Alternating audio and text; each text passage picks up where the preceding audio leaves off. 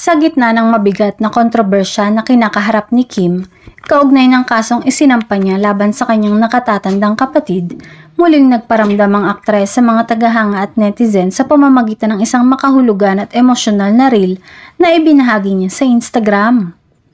Hindi man ito sinamahan ng mahabang paliwanag, malinaw na ang mensahe ng aktres.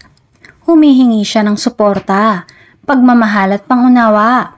Hindi lamang ng papuri sa pagiging matibay. Sa unang bahagi ng reel, makikitang isang tahimik na video ng puno. Tila simbolo ng lakas na matagal nang tinatayuan ng publiko kay Kim. Sumunod naman ang clip kung saan tumatakbo siya palayo sa alon upang hindi mabasa.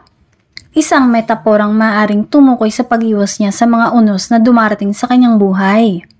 Isang maramdaming sunset shot naman ang kasunod na lumikha ng pakiramdam ng pagtatapos, pagninilay at pag-asang may bagong simula. Sa huling bahagi, makikita ang silhouette ni Kim habang nakatanaw sa bintana ng sasakyan. Tahimik at tila naghahanap ng direksyon sa gitna ng magulong sitwasyon. Habang umaandar ang reel, maririnig ang narration na puno ng bigat at pagod.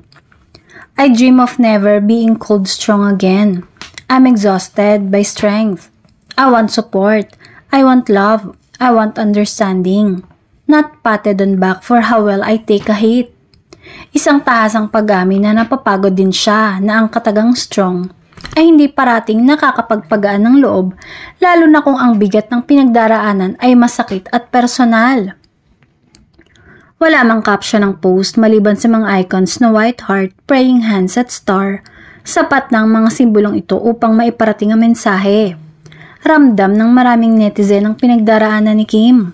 Para sa kanila, malinaw na hindi niya kayang pasanin mag-isa ang lahat at tulad ng kahit na sino, may mga sandali ring nadudurog at napapagod ang isang katulad niyang matagal nang nakikita bilang matatag na personalidad.